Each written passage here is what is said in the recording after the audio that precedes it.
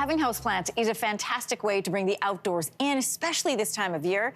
We know that we need to water them, but how much is often tricky to figure out. And fortunately, we have our gardening expert, Owen Reeves, here with us in studio. We're going to talk about the watering needs of different types of plants. There are ones that don't need to be watered very often. That's right. And to be able to stay alive. So welcome back. Thanks for having me. Okay, let's start with a basic understanding of watering houseplants. That's right, yeah. So the first thing is knowing what plant you have is very critical, not surprisingly. Okay. Different plants have different needs. You want to know going into it that you've got a good spot in your house, you've got the right light conditions, and that it has a water care level that's appropriate for how much effort you want to put into it. Yes. Some plants need to be watered a lot, some not very much at all.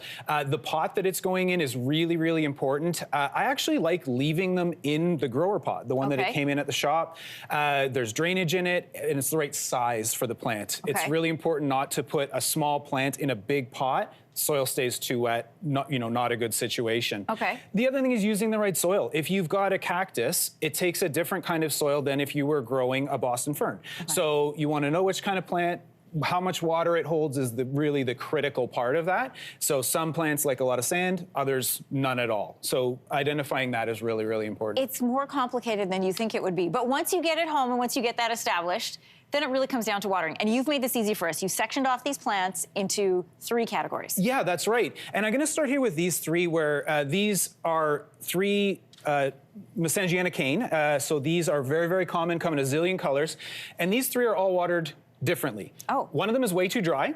Okay. One of them is way too wet, and one of them is just right. So the only way you can tell, not by looking at them, obviously, because they all look the same, you have to check the soil. Okay, so you can I tilt this? Absolutely. Just so we can see it? So that is bone dry. That hasn't been watered at all. Scratch the soil a little bit. We know this. Yeah, you can see it. Absolutely. We know this needs to be watered, and we always err on the side of underwatering. Okay. It's always good. Too little water is much better than too much. Got it, okay. This is the one that is soaking wet, so that couldn't be any wetter. Oh yeah, you can feel how heavy it is. Yeah. You can feel the weight of it, and obviously you put your finger in there, soaking wet. You can see the water coming out the bottom. And remind us why that's bad.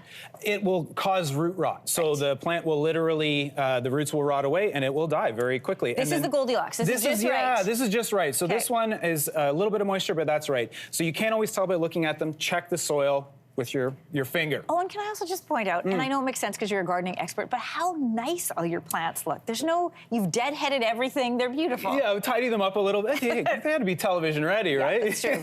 That's true. What about this one? This is a plant that likes even moisture. So a lot of popular houseplants, this can never dry out. It's really, really important, but it can be overwatered. So there's a fine balance there. What I really like for these is, this isn't new at all, but a watering globe like this. So what you do is you fill this up, and there's a bunch of different things like this, and we just pop it in, and what this does is it slowly drips water into the soil, keeps it at a nice even level, and it also, you don't have to babysit. And then how often do I have to refill this As soon as it empties. So, you know, it'll be different in different houses, but as soon as it's emptied, fill it up, keep it in there. I really like those. And then we're also gonna demonstrate sub-watering. So rather than putting water on the top, we're gonna water this from the bottom. So you need a waterproof tray, and then we're gonna fill that up, and there are holes in the bottom of the pot. It'll just wick it up like a sponge. And for a lot of plants, this is the best way to water them because they don't like that water on the top of the roots. It's better to get it from the bottom. And they can kind of control the plants, I mean, what they want to take up. Absolutely, yeah. And so for even moisture plants, this is a really good way to do it. Okay, these are beautiful, including this one, which I thought was fake, but is not. That's right, yeah. So this is a Chinese evergreen. This one can dry out a bit, and in fact, it should dry out a little bit in between waterings. So you don't want to have that kind of moist all the time, but also it can't completely dry out. So you wait until the top of the soil is a little bit dry, and then you give that some extra water. So this, we can feel the moisture. It's good for probably another week. Okay. And then you'll give that another dose again.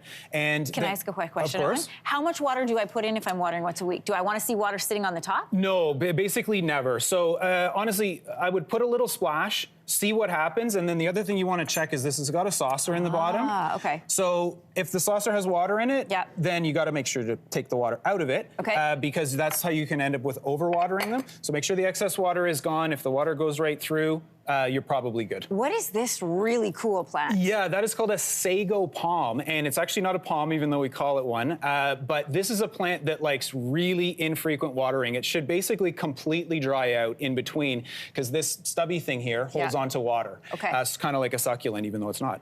So this one, no joke, I don't think I've watered that since early December, and it looks pretty happy. So this, wait till they completely dry out. With a lot of succulents, it might be once a month is all you're watering. So less is more. It's really critical you not overwater those. This is very useful information. Happy growing. Thank you, Owen. Thank you. All right, we'll be right back. Where is this from? Hey, thanks for watching. If you liked this, be sure to subscribe here, or you can check out more Your Morning videos right here.